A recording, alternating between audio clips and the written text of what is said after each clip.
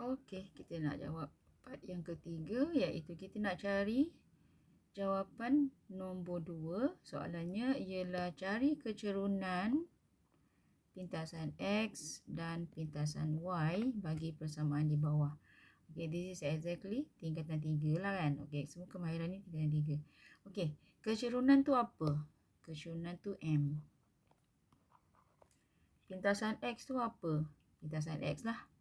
Dan pintasan Y tu nama lain dia apa? C. Okey. So, kita kena bayangkanlah Y MX tambah C.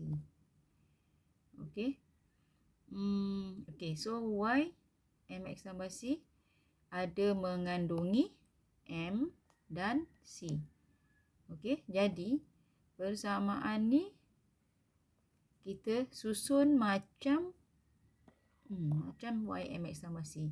So, maksudnya kita letakkan Y, single Y di sebelah kiri, selebihnya di sebelah kanan.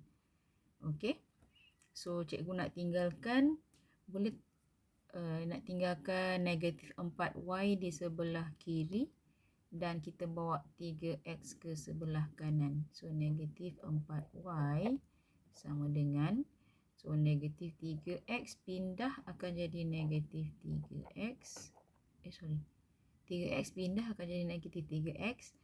Okey, baru kita bawakan negatif 20. Okey, sekarang ni kita just tukar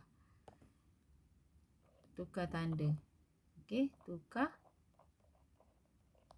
tanda supaya Y dia positif.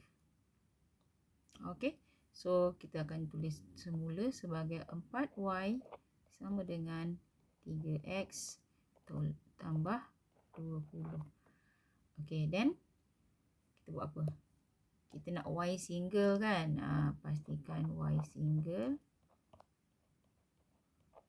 Y solo Y solo. So, pindahkan 4. So, 4 kita pindah. Apa yang kita dapat? Y sama dengan 3/4. Okey, walau pecahan kita kena letak dia sebagai pecahan A per B. Jangan kita buat AX per B. Okey, tak boleh. So, teruskan tambah 20/4. Okey, apa yang kita boleh proses kat sini? 20/4. So, kena tulis sekali lagi. Y sama dengan 3/4 X tambah 5. Okey, ini tadi kita tekan kalkulator lah ataupun awak congak. 4145 Okey. So, kita dah dapat nilai untuk M dan C. So, M kita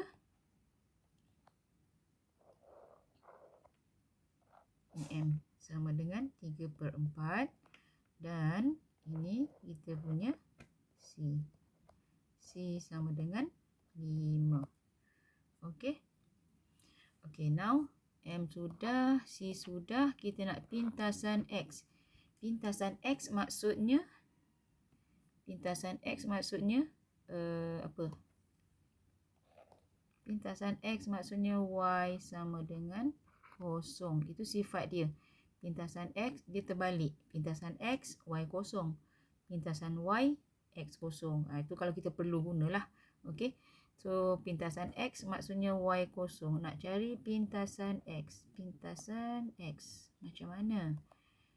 So, kena tuliskan dia Y sama dengan 0. Masukkan sifat dia ni. So, 0 sama dengan 3/4 X tambah 5. Okey, guna kalkulator. Terus kalkulator. Direct calculator kita guna 0 sama dengan 0 shift alpha. 0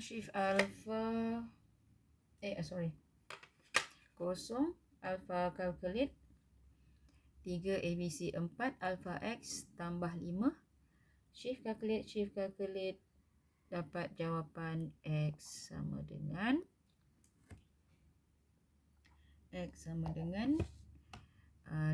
negatif 20/3.